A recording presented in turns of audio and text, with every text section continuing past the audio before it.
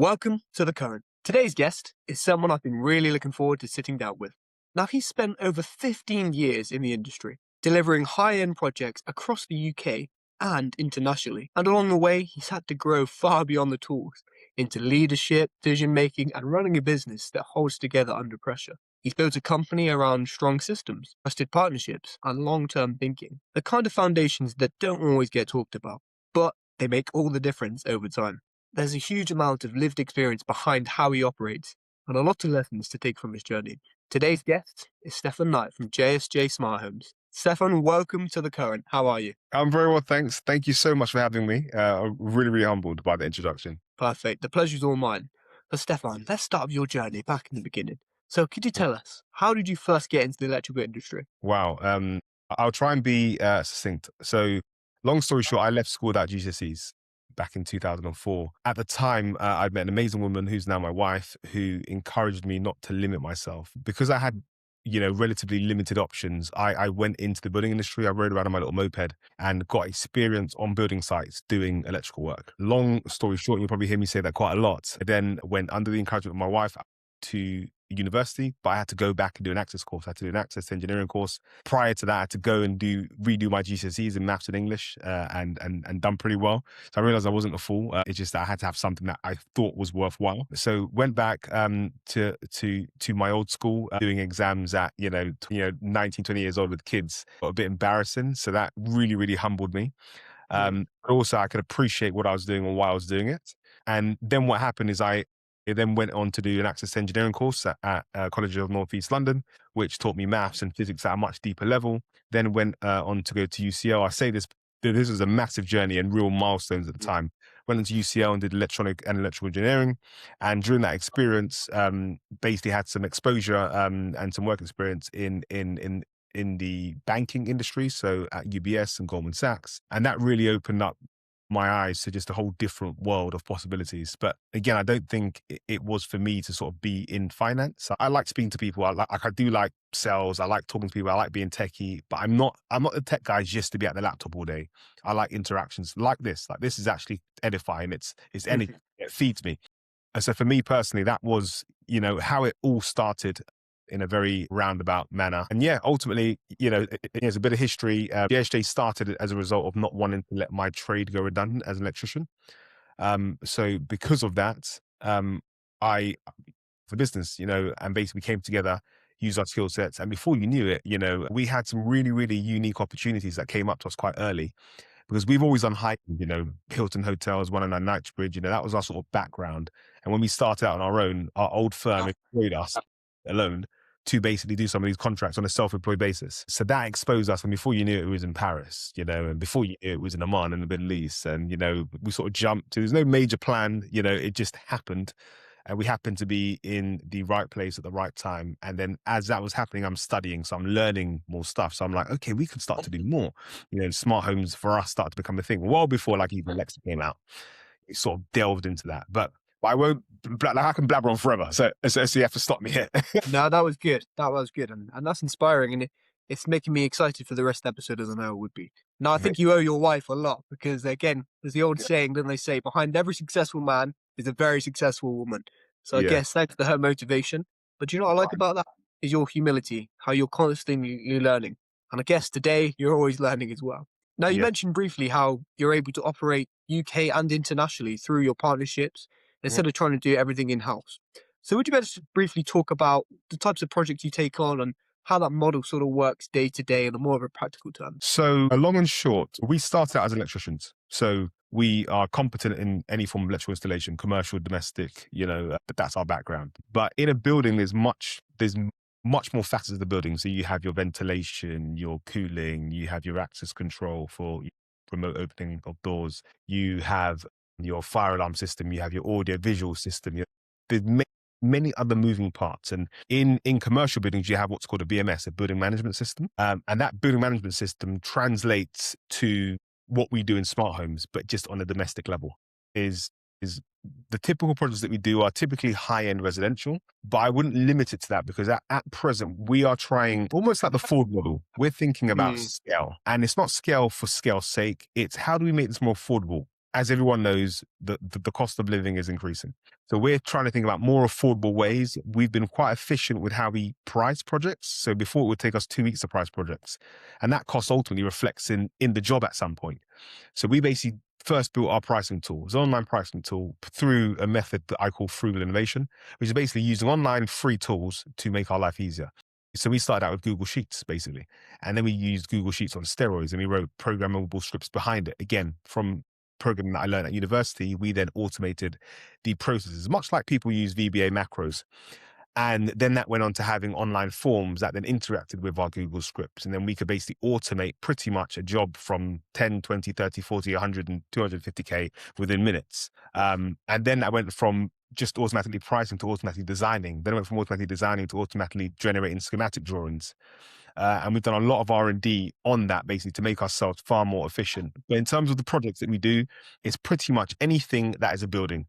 Any building that has hardware, software, whether it's a university, whether it's a school. We don't get many of those yet, but that's what we want to do. We want to do far more commercial projects because we think it's an untapped gold, a gold mine in the sense that, we have commercial buildings just hemorrhaging energy. We could save them equally, probably about upwards about 25 to 40% on energy just by better control.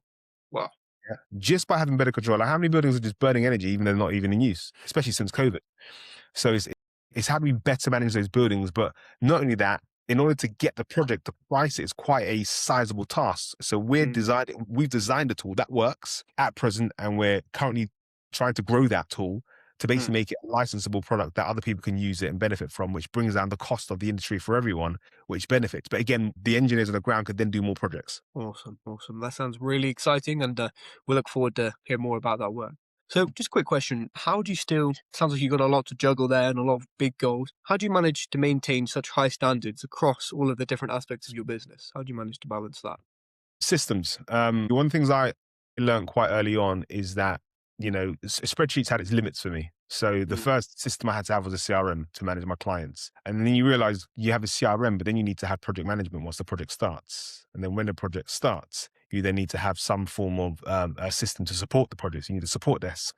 And then all those things, there's a SaaS product for for all of these things. So then you have all these different systems that don't work in tandem. So then we have to find what SaaS products can we use where not only just our CRM, even before the CRM, the sales funnel, i.e. the form, injects into the CRM injects into the project management injects into the support desk. And even while that's happening, you've got the marketing tools still working through the CRM. So I had to create an ecosystem of tools. And again, this is what we call RevOps, revenue operations, where you develop systems that make your life easier. And there are many systems. I've used them all, like Monday, Insightly, CRM, Zoho, Agile, like all of them. And the best tool is the one that you use.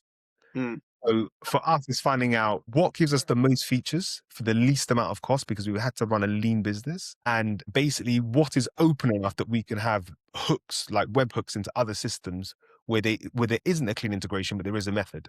Yeah. And that's the same principle how we do a smart home is we design systems that are flexible and open enough to integrate with anything. So we call ourselves manufacturer agnostic, and we use that same ethos and methodology with our actual in-house systems itself.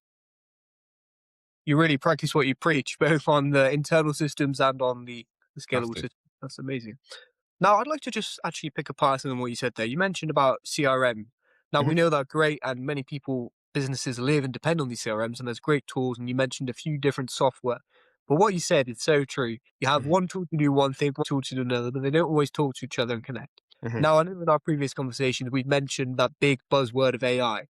And also automation. I just want to take your perspective on that, and perhaps using that to be able to connect some of these dots. It sounds like you're a bit of an expert in that, and what the value is of doing this instead of just keeping on the basic software. What's the difference? I love that. Without giving too many gems out, right? I had a conversation this morning with this on one of my clients. The reality is, we've at present simplified any project, irrespective of size and scale and type, into a simple web form, right?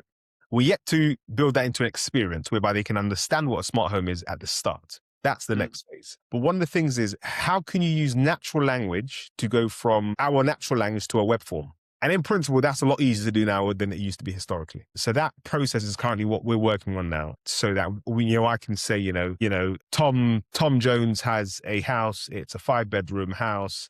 It has a swimming pool. It has this. It's over 4 stories. He likes lighting, heating, and security. And then the AI just spits out a bit of information that fits directly into our tool. And that goes through a process of learning, a process of understanding what the extents and limits are of the system, and then taking that natural language into a form. And that's very, very possible. We'll be doing that very, very soon within the next couple of months.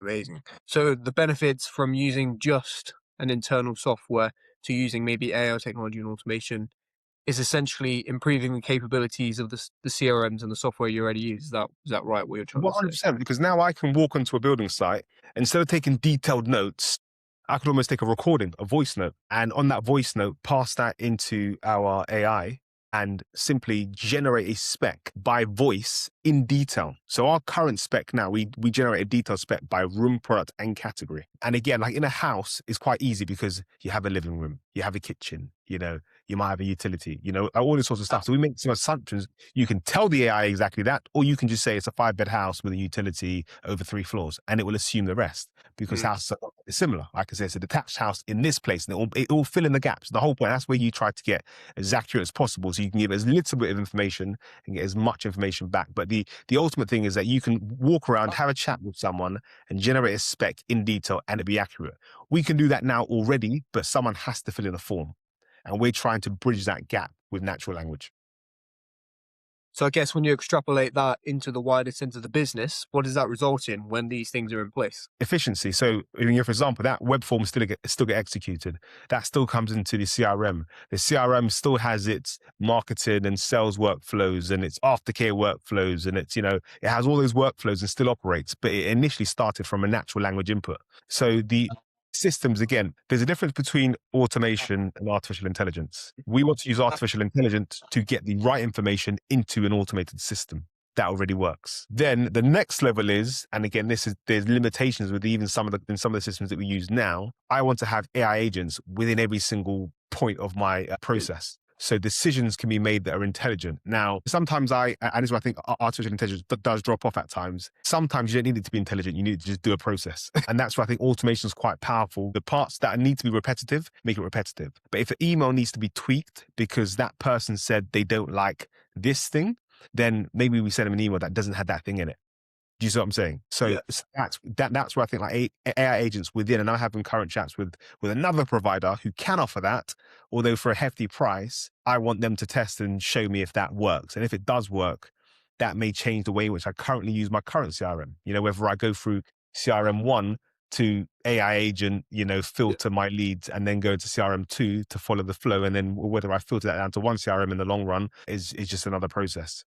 But it's an iteration. I think much like, again, for me, I have 3 kids in a family.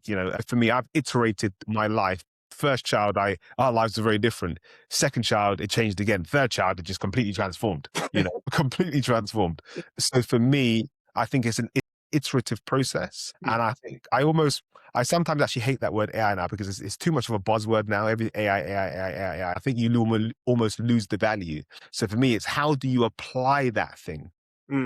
How do you apply AI in your workspace? Like for me now, I probably wouldn't employ someone who cannot use AI because it's going to make you 10 times more efficient.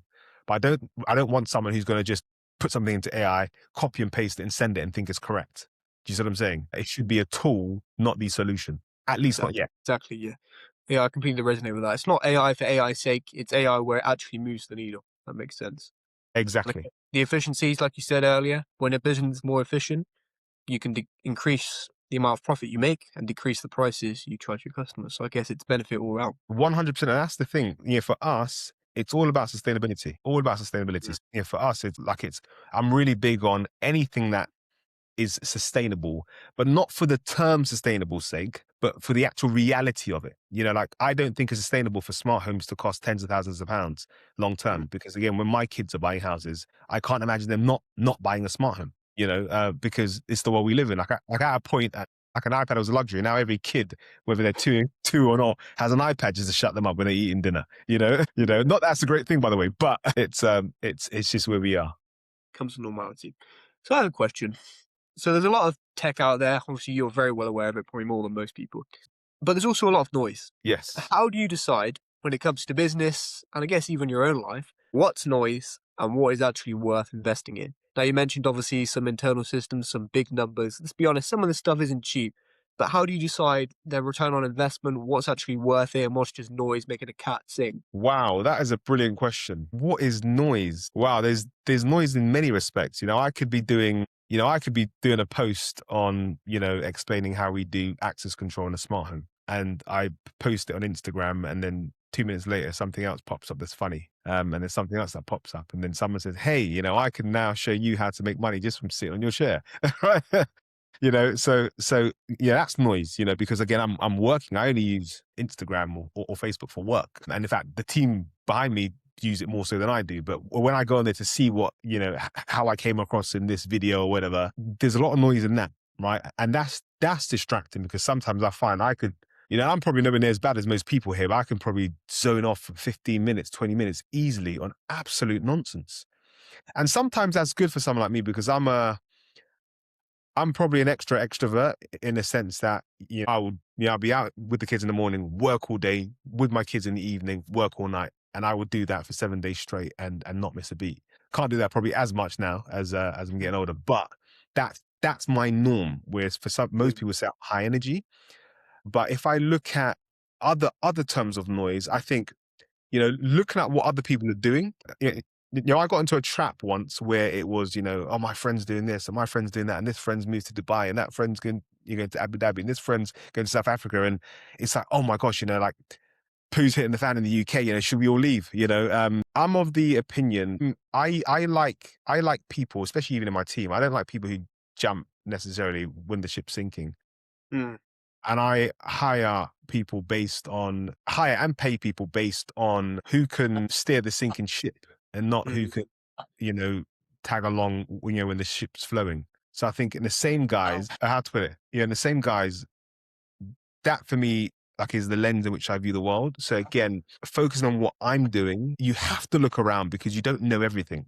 So you have to learn from others, but not being, I think being open to learn, which means you have to let in some noise, but being able to filter the noise, I think, is the key thing. So I think that mechanism is important. I listened to everyone before I would get to a point. I remember, especially when it was like not university, I would only listen to certain people, and it was a bit arrogant. It was a bit arrogant because I just had this wealth of information. I'd been learning loads. I felt super clever, even though I felt daft well before that because I failed my GCSEs. So felt like I could only hear certain people because that was the phase of my life that I was in. As I've gone, and again, prior to that, I would almost block out other terms of thought. Now I can take input from, people who I probably wouldn't naturally listen to, and then listen to people who I would listen to, and also take out the noise from them equally, because sometimes I always put people on a pedestal. Like, I've got many clients and they've done super well. So sometimes you think, just listen to the clients, but I've realized they're not always right. I've got clients I've just seen absolute marital breakdown within a couple of years. And I'm like, wow, I don't want that process. I've just seen what that's happened to his life after he just spent, £1 million on his refurb, and it's just all fallen apart. So for me, again, it's not just a case of looking at people and learning. It's a case of, okay, cool, that's a bit of noise there. I like what he's done. Let me take a bit of that. I like what she's done. Let me take a bit of that. I like what they've done where I've come from growing up, still humble, still secure, still meet up with the boys, and take a bit of that. And it's taking in all those bits of information and coming mm, up with something that makes sense for me. Like, I'm really big on my faith right now. I didn't grow up, I would say, Christian, but for me, having a set of values for me, especially for my kids, which is the definitive, is quite important in this age where a lot of us just go by feeling. So for me, it's quite important to have an absolute narrative. So in my business, we have a narrative where it's not about making the most amount of money on one project, which is what many people in our industry do. How much can we sell a cinema for? I don't like doing home cinemas, not because they're not good, but because there's so many moving parts and there's so much AV and there's so many manufacturers working with each other that there's always a problem. There can always be a problem. It will work 90% of the time, but that for me is not good enough. I want something that works 100% of the time until you have to maintain it in 5 to 10 years. Do you see what I'm saying? yeah. I bring everything down to simplicity, and simplicity for me reduces noise. I like noise. I think it's important because you have to understand what's going on in the world around you. But the key thing is you have to filter the noise according to your specific requirements. And the noise that I filter will be different to something else that you filter. Do you know what I mean? So yeah, that's, I think, I don't know if that answered the question. I think I went roundabout in there, but That was good. That was good. Thank you for sharing your perspective. And you're right. We're all individuals, and this individuality and taking into account what we want out of life and what we don't want out of life, and recognizing where we came from, and also that everyone around us is trying to figure it out. No one has a perfect life. No one knows the answers. And that was a 100%, really grounded, and we can see how that reflects through to your business, and that makes sense. Now, 100%. just I'd like to get your brain, and I know your advice. People now can listen to this podcast; they probably resonate. Now, for those other electrical contractors or engineering companies out there that are thinking about adopting AI and automation, but they're a little bit hesitant because, let's be honest, it's quite scary. Because unlike yourself, not all of them have background in this. What bit of advice would you give them about that sort of technology and looking into do it for the business processes more back end? I think a business process is almost going to become, if I heard a saying once, this is not mine, and I'm going to try and see if I can remember this. Founders who, let me get this. I've got it. It's in top of my head. It's Shoot. something like this, right? Business owners uh, will not be will not be replaced by AI, but business owners who use AI will replace the ones that don't. Something along those lines. It came out much better when I when I thought about it, but something along those lines. I think it's inevitable. It's like saying someone who said, "I don't use a computer. I'm not into computers." Right? Nowadays, it's impossible not to, because to like tax your car, you have to do it. To change your driving license because you moved, you have to do it. Like everything, you need to have a computer of some form, right? So I think we're getting to the point, rather scarily, as a tech guy, to be honest. I wouldn't say I'm super comfortable with this, but it's just what will happen. I think we're gonna have to learn and iterate our way out of this, but I don't think we're gonna avoid the AI revolution. It's gonna affect people. It's gonna affect people's jobs. It's even it affects us already. We're experiencing it already. So I think it's quite important to think about that for your systems, even how you communicate, how you respond. Like, for example, I've realized dealing with, high net worth clients, they want a certain response rate, and you can't respond as a human as quickly as you'd like to everyone, and you need to take on a certain amount of jobs to survive because of the climate. So you need to be able to be responsive to everyone. So, for me, I just having a little AI injection, and whether you use Gmail or Superhuman or whatever, will depend on how quickly you can respond, and making sure that that email looks as natural as possible and not as, AI based as possible. But again, I think for systems is great. I'm not big on AI necessarily operating within the home, i.e. the house doing stuff because AI thinks it should. While I think that's clever and great, I think that's very risky. Again, I couldn't imagine. My wife and I were talking about, when Optimus comes mainstream, do you think we'll have one in the house? And I'm like, if there ever was a glitch, that's a steel machine in your house. Do you know what I mean? It's like having a dog, all right? Absolutely love dogs. But why I wouldn't have a dog now, especially with young kids, is it's a dog at the end of the day. It's still, it could act as a wild animal at any point. And we've all heard of horror stories. So while 99% of the times are fine, and that 1% of the time, that's the part I'm worried about, because that's my kid. Do you know what I mean? So for me, I think yeah, I personally would stick to automation in the house, AI in my operations, to become smoother and more efficient in simple terms. Awesome. Thank you very much for sharing that. We can definitely see that you're 100% man. And I really like that. I mean, it seems like everything you do, whether that's your kids, your work, your business, your learning, you're 100%.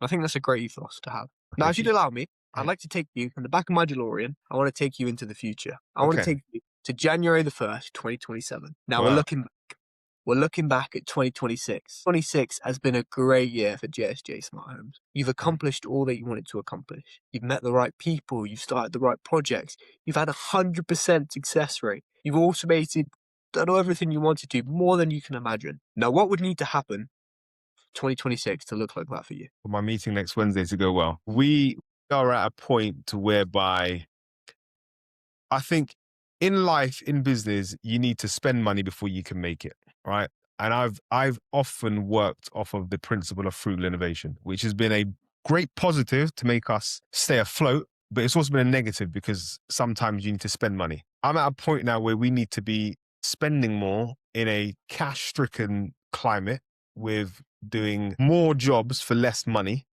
Mm, to still be relevant and tick over. In order for 26 to be a great year, I need to have like almost not just low latency, but zero latency in my systems. So for me, that is everything we've just said in terms of from the initial lead coming in, irrespective of the medium they come in, whether that was Google, Facebook, Instagram, LinkedIn, word of mouth, whatever. I need for that to flow through my funnel, every single funnel. And I'm thinking of a funnel that's as large as my, widescreen right now. It filters through my funnel. So from sales to like marketing to like, any cold calls that you do, everything just flows. I've got someone in every single department, not one man wearing multiple hats like I currently do, which burns people out. I don't want that. And I would want financial headroom in order to be able to do that, right? mm, A good bit of financial headroom. I won't put a number, but I'll just say financial headroom in order to be able to have that. I don't want to be able to take on jobs that I don't want to take on just to pay the bills next month, which is the phase many of us find ourselves in. So I think for me, looking back, it would have to be, again, financial headroom, the right people in the right places, hungry, a team that's hungry. My team now is hungry, but increasing that team and still having the same hunger and never forgetting to operate as a startup, right? Like we do a lot of R&D every single day. Right now, as I look, I've got tabs open because there's apps that we're generating to make ourselves, far more efficient, right? I never want to lose that, irrespective of how big we are. We have, you know, clients who've come on board investors who've come on board who are ex-clients to help us push this journey because they've seen it themselves throughout their own life. And they're like, you know what? I think looking at everyone that we've met and spoken to, I think you guys are onto something here. mm, So I think it's really making JSJ, I think, a household name. Whether it ends up being JSJ, might end up being something else that's, a bit more tasteful at the end of the day. But it's neither here nor there, but making sure as a company, we are a household name that has made automation, home automation, building automation available to the masses. And if I was to put that in a nutshell, I would want us to become the technology catalyst for the global building industry and creating a platform by which that becomes possible without taking from anyone's plate. mm. So one of the key things, I don't want another integrator who's smaller than me, a one-man band, two-man band, who can't get any work because JSJ slapped up all the work. I want to create a marketplace whereby, much like Uber, we can get the work in. We just need executioners, right? So for me, that's I think where we are and where my mindset is, and where I would like us to be, in order to make 2027 a fruitful year. Amazing. Thank you for sharing. 2020. And I have no doubt in my mind, if we sat down next year, you'd be telling me just how great this year. You'd be telling me exactly how you ran your processes, how you made this happen. Do you know why? It's Why? because of your company ethos and because of you. You never Why? do anything half-heartedly. Your amazing story from the beginning, how you didn't have the easiest of starts, but you didn't let that get you down. You tried. You're committed to self-learning, to self-development, to making yourself the best version, to making your customers the best in store, to having the best business, to having the best family marriage, to having the best children. And Mm. how that shines through. And we can tell that Wow. you're a passionate person. And we just want to thank you. Because to be honest, we Mm. need more people like you. The Thank you. economy is not easy. We need people like you who are trying to drive change, who Mm. generally want the best for themselves, their family, and for the bigger world. And we thank you so much for coming on to Current. Now, My Stefan, it's been absolutely amazing. I thank you so much for your time. But yeah, we're really looking forward to see what you can do. And you've shared so many amazing insights. So thank you so much for coming on to the Current. Amazing. Thank you so much. It's been good. That was exciting.